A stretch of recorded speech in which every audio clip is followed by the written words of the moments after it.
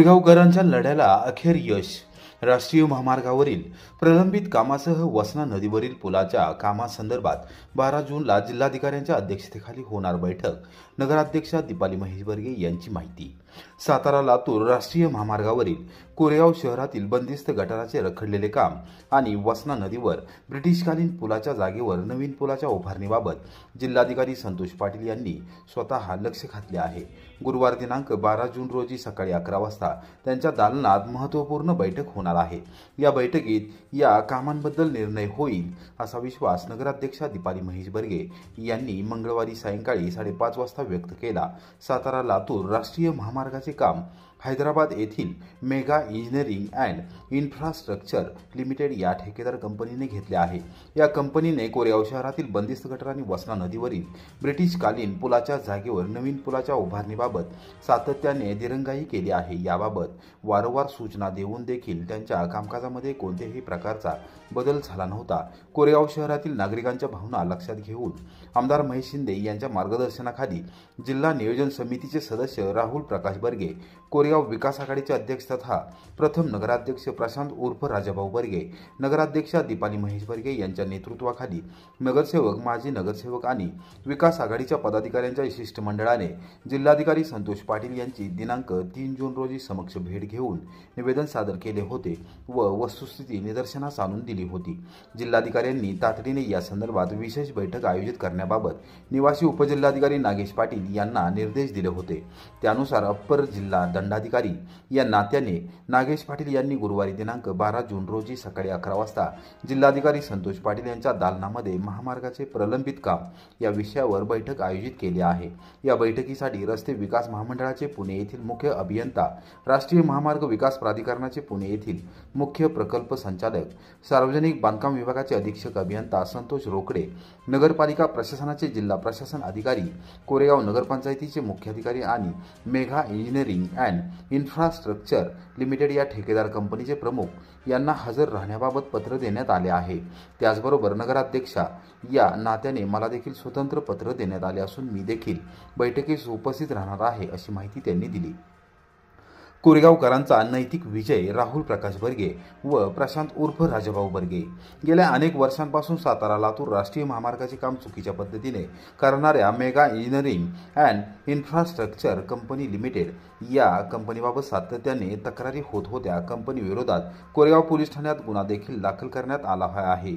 या संदर्भात सातत्याने लोकप्रतिनिधींनी कल्पना देऊन देखील ठेकेदार कंपनीचे प्रवर्तक व अधिकारी दुर्लक्ष करत होते। कोरेगावकर नागरिकांनी उठाव केल्यानंतर स्वतः जिल्ह्याचे प्रमुख या नात्याने जिल्हाधिकारी संतोष पाटील यांनी विशेष बैठक आयोजित केली आहे। कोरेगावकरांच्या भावना त्यांनी जाणून घेतल्या आहेत। त्यांची कृती हीच कोरेगावकरांचा नैतिक विजय आहे अशी प्रतिक्रिया जिल्हा नियोजन समितीचे सदस्य राहुल प्रकाश बर्गे व कोरेगाव विकास आघाडीचे अध्यक्ष तथा प्रथम नगराध्यक्ष प्रशांत उर्फ राजाभाऊ बर्गे यांनी व्यक्त केली। वारी हे महाराष्ट्राचं आध्यात्मिक वैभव। वारकऱ्यांच्या सेवेबरोबरच वारीच्या यशस्वी आयोजनासाठी शासन कटिबद्ध। मंत्री शंभूराज देसाई। वारी ही महाराष्ट्राची परंपरा आणि श्रद्धेचं प्रतीक आहे। हजारो वारकरी पावसाची वाऱ्याची पर्वा न करता विठ्ठल नामाचा गजर करत पंढरपूरकडे प्रस्थान करतात। शासन म्हणून आपली जबाबदारी आहे की या वारकऱ्यांना कोणतीही अडचण येऊ नये। वारी हे महाराष्ट्राचं आध्यात्मिक वैभव असून वारकऱ्यांच्या सेवेबरोबरच वारीच्या यशस्वी आयोजनासाठी राज्य शासन कटिबद्ध आहे अशी ग्वाही मंत्री शंभूराज देसाई यांनी दिली। महाराष्ट्र राज्य वारकरी मंडळाच्या शिष्टमंडळासोबत मंगळवारी दुपारी 4 वाजता मंत्री देसाई यांची मुंबईत बैठक झाली। आषाढी वारीच्या पार्श्वभूमीवर वारकऱ्यांच्या विविध मागण्यांवर बैठकीत सविस्तर चर्चा करण्यात आली। वारकरी मंडळाने यावेळी काही महत्त्वाच्या मागण्या मान्य केल्या। त्यामध्ये प्रतिदिंडी शासनाकडून अधिकाधिक अनुदान द्यावे आणि ते अनुदान वेळेवर थेट दिंडी प्रमुखाच्या खात्यावर जमा व्हावे अशी आग्रही मागणी त्यांनी केली। वारीमध्ये वारकऱ्यांना येणाऱ्या अडचणी टाळण्यासाठी शासनाने योग्य ती खबरदारी घ्यावी अशीही विनंती करण्यात आली। बैठकीदरम्यान संत नामदेव महाराज यांचे वंशज श्री निवृत्ती नामदेव महाराज यांनी मंत्री देसाई यांना पारंपरिक फेटा बांधून सन्मानित केले। आमदार श्रीमंत रामराजे नाईक निंबाळकर ॲक्शन मोडवर। फलटण तालुका दौऱ्यात विरोधकांचा घेतला खरपूस भाषेत समाचार, केली जोरदार टीका।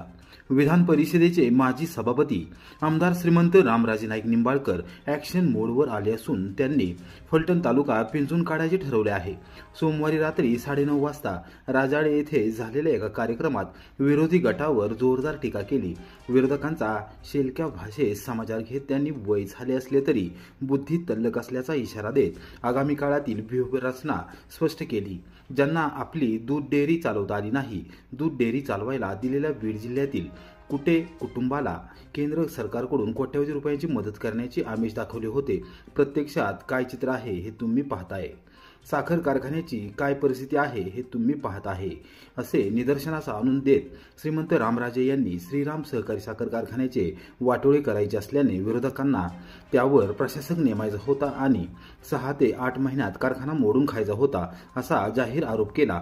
ज्यांच्याकडे कालवा समितीची सूत्रे दिली आहेत ते किती पाणी चोरून वापरतात हे अख्ख्या गावाला आणि परिसराला माहीत आहे, अशी टीका करत त्यांनी विरोधकांच्या खरपूस भाषेत समाचार घेतला. श्रीमंत शिवरूपराजे खर्डेकर यांच्यापासून माजी खासदार रणजितसिंह नाईक निंबाळकर यांच्यापर्यंत सर्वच विरोधकांचा त्यांनी आपल्या स्टाईलने समाचार घेतला.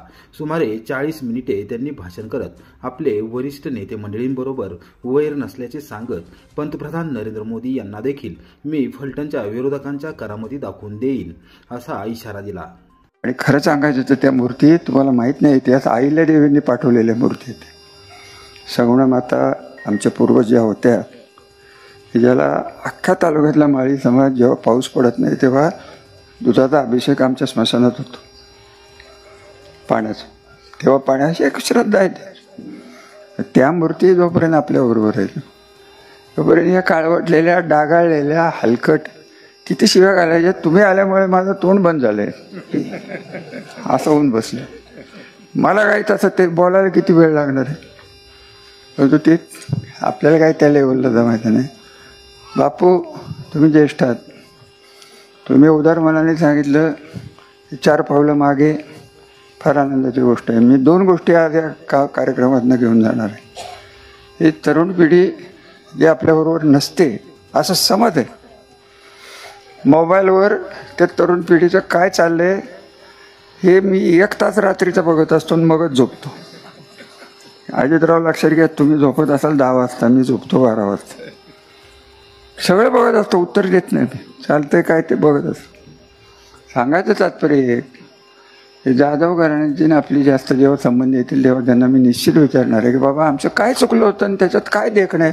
नाक तर चपटच येते काय त्याच्याकडे, तुम्ही असा माणूस येतोय असं असं असं करत करत करत काय तुम्ही. हे बघा तुम्ही लोक, मी आता बघितली ही वस्ती पहिल्यांदाच बघितली. बापूंना काय म्हटलं, अरे चांगली सधन लोक आहेत की. आपला पहिला शब्द काय होता, काय तुम्हाला पैसे देऊन देणार आहे, आणि ते पापाचे पैसे आहेत, हे साधे पैसे नाहीत, शापाचे पैसे आहेत. हे शाप घरात घेऊ नका. एक वेळा आम्हाला घरी बसवा, आमचं काय म्हणणं नाही. आम्ही काय कोणाचं नुकसान केलेलं नाही, करणार नाही. आमच्या घराच्या संस्काराप्रमाणे आम्ही 3ऱ्या पिढीत मालोजीराव नाईक निंबाळकरांच्या बरोबर त्यांच्याकडे बघून, शिवाजीरावांच्या बघून, माझे वडील बापूसाहेब महाराज तुम्हाला माहीत असतील नसतील मला माहीत नाही, आणि जाणायची शपथ घेऊन मी तुम्हाला सांगतो की मी नेहमी म्हणतो हे आमच्या कुटुंबाकडनं झालं तर सोनं होतं, आम्ही तुमचा कोळसा करणार नाही. जाधव घराण्याचं परत एकदा स्वागत. आपण एवढ्या मोठ्या संख्येने आलात त्याबद्दल आपले आभारी. साताऱ्यात वटपौर्णिमेनिमित्त विश्व हिंदू परिषदेच्या वतीने अप्पर पोलीस अधीक्षक डॉक्टर वैशाली कडूकर यांच्या हस्ते वृक्षारोपण. वटपौर्णिमेच्या शुभमुहूर्तावर मंगळवारी सकाळी 11:15 वाजण्याच्या सुमारास विश्व हिंदू परिषद, दुर्गा वाहिनी आणि मातृशक्ती यांच्या संयुक्त विद्यमाने सातारा येथे वृक्षारोपण कार्यक्रमाचे आयोजन करण्यात आले होते. सातारा जिल्ह्याच्या अप्पर पोलीस अधीक्षक डॉक्टर वैशाली कडूकर यांनी स्वतः वृक्षारोपण करून शुभेच्छा दिल्या. यावेळी विश्व हिंदू परिषदेचे जिल्हाध्यक्ष विजय गाडवे, उपाध्यक्षा सौ उर्मिलाताई पवार, शहराध्यक्ष आनंद पवार, रोहन राजेश शिर्के, अमर बेंद्रे, उपाध्यक्षा मयुराताई कुडाळकर, दुर्गा वाहिनी शहर संयोजिका रोहिणीताई आपटे, मातृशक्ती शहर संयोजिका सुवर्णताई पाटील आणि सीताताई चव्हाण यांच्यासह अनेक पदाधिकारी व कार्यकर्त्या यावेळी उपस्थित होत्या. पर्यावरणाच्या संरक्षणाचा संदेश देत हा कार्यक्रम यशस्वीरित्या पार पडला. आझादपूरमध्ये विहिरीत पडलेल्या 22 वर्षीय ठेकेदाराचा मृतदेह तब्बल 17 तासांनी काढला बाहेर. श्रीमंत शिवेंद्रसिंहराजे ट्रेकर्सने मृतदेह काढला बाहेर. आझादपूर तालुका कोरेगाव येथील गुजरडोह नावाच्या शिवारातील एका विहिरीवर काम करणारा 22 वर्षीय ठेकेदार युवक हा लोखंडी प्लेट आणण्यासाठी विहिरीच्या कडेला गेला असता सायंकाळी 6 वाजण्याच्या सुमारास पाय घसरून विहिरीत पडला होता. तब्बल 17 तासानंतर मंगळवारी सकाळी 11:15 वाजण्याच्या सुमारास सातारच्या श्रीमंत शिवेंद्रसिंहराजे ट्रेकर्सने कष्ट घेत राबवलेल्या मोहिमेत विलास अशोक चव्हाण या 22 वर्षीय ठेकेदाराचा मृतदेह विहिरीतून बाहेर काढण्यात आला. मृतदेह पाहताच नातेवाईकांनी टाहो फोडला आणि संपूर्ण वातावरण शोकाकुल बनले. विजापूर जिल्ह्यातील विलास अशोक चव्हाण हे आझादपूर येथे विहिरीवर RCC रिंग टाकण्याचे काम करत होते. या दरम्यान सोमवारी सायंकाळी लोखंडी प्लेट आणण्यास गेले असता तोल जाऊन ते विहिरीत पडले होते. विहीर मालकासह गावातील युवकांनी तातडीने पाण्यात उड्या मारून चव्हाण यांचा शोध घेतला, मात्र ते सापडू शकले नव्हते. सायंकाळपासून रात्री उशिरापर्यंत ग्रामस्थ व युवक त्यांचा शोध घेत होते, तरी देखील चव्हाण सापडू शकले नाहीत. रात्री अंधारात मोहीम थांबवण्यात आली.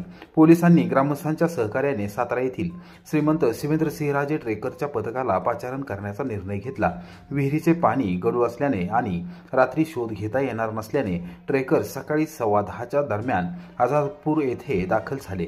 तोपर्यंत विहिरीच्या परिसरात पंचक्रोशीतील ग्रामस्थ जमले होते. कर्नाटकामधील विजापूर जिल्ह्यातील चव्हाण यांचे नातलग मोठ्या संख्येने आले होते. ग्रामस्थांनी जिल्हाधिकारी संतोष पाटील यांना संपर्क साधून तातडीने चव्हाण यांचा मृतदेह विहिरीबाहेर काढण्याची विनंती केली होती. जिल्हाधिकाऱ्यांनी यंत्रणा गतिमान करून अधिकारी व कर्मचाऱ्यांना घटनास्थळी पाठवून दिले. पोलीस फौजफाटा देखील तैनात करण्यात आला होता. श्रीमंत शिवेंद्रसिंहराजे ट्रेकर्सने दोरखंडाच्या साहाय्याने शोध मोहीम राबवली आणि दुपारी 11:15 वाजण्याच्या सुमारास चव्हाण यांचा मृतदेह विहिरीतून बाहेर काढला. मृतदेह पाहून चव्हाण कुटुंबियांनी टाहो फोडला. नातेवाईकांच्या आक्रोशाने परिसर गहिवरला. चव्हाण यांचा मृतदेह कोरेगाव उपजिल्हा रुग्णालयात शवविच्छेदनासाठी नेण्यात आला. तेथील सोपस्कार पूर्ण करून मृतदेह कर्नाटक राज्यात विजापूर जिल्ह्यात अंत्यविधीसाठी नेण्यात येणार आहे.